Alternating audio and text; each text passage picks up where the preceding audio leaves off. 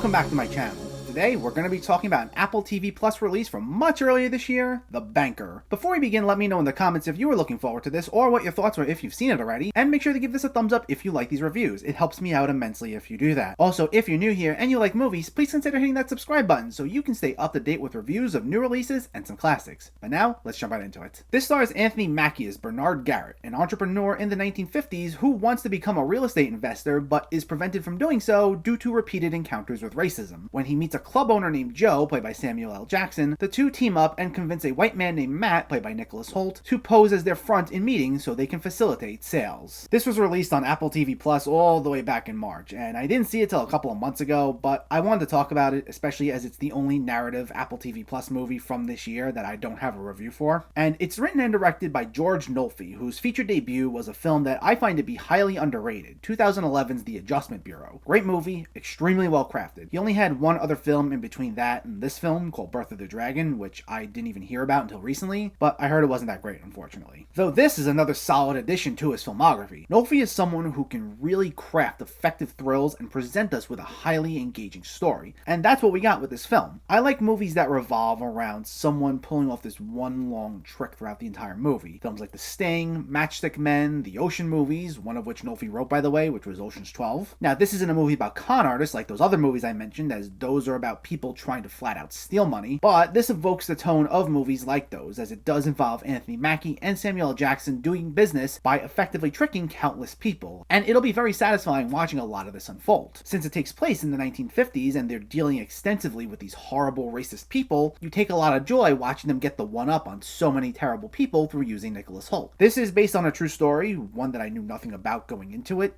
and because I didn't know anything about it, Nolfi also does a very effective job building up a lot of the tension in each scene, as you're left on the edge of your seat wondering each time when Nicholas Hoult walks into a meeting if it will be successful. Because he's not actually a businessman. He usually does apprentice work, and he's not used to dealing with these corporate executives. He has to be fed certain lines beforehand, and he has to get accustomed to dealing with them throwing a curveball that wasn't part of the original plan. So you don't know if he's going to crack under pressure, or if he can maintain his cool and talk his way out of it. But whenever things go these characters' way, especially since none of these people that they deal with are particularly nice people, it's fun when they're congratulating themselves afterwards and laughing at these executives' expense, and we get this sense of satisfaction that they made these racist people look like fools. Now, I think at times Nolfi leans a little too much into that fun aspect when it wasn't totally called for. It usually works, especially with some of the banter among all three of our main cast members, and for the most part this is an effective drama with a lot of scenes feeling high stakes, and it never felt boring. It's just there were some times though where you have this score that usually has this upbeat feel playing in the background, and sometimes it's used in some of the wrong scenes where things are supposed to be really tense. There's sort of this light-hearted quality to it, and at times it does cause the film to feel tonally off here and there. So that was kind of my only really big complaint with the movie. But what really makes this work are the performances. All three of our leads are great here. Despite this year being what it was still a very good year for Anthony Mackie between this and Synchronic, which came out in October. He's been in his share of good movies over the past few years, but mainly in supporting roles like the MCU. A lot of the films prior to this year where he's the lead didn't work all that well for me, so it was nice to see him front and center again in a well-done movie like this. Same goes for Nicholas Hoult. It's nice to see him again in a substantial role in a solid film. His last few movies as well have been kind of hit and miss for me, and his character isn't nearly as complex or layered as our other two leads, though we do explore a little bit about him, and for what it was, I thought it was entertaining, and he made a good foil for the other main characters. And then Samuel L. Jackson, as always, is a blast. He has this scene-chewing presence to him, like he does in most of his films. He's very loud and charismatic, he'll fire off some funny lines here and there, but he's also very slick and cunning. He knows how to take control of a situation, and because of that, he was the highlight of this movie for me. He is a lot of fun to watch, and I was very invested in and entertained by his character, so anytime he was on screen, those were my favorite moments.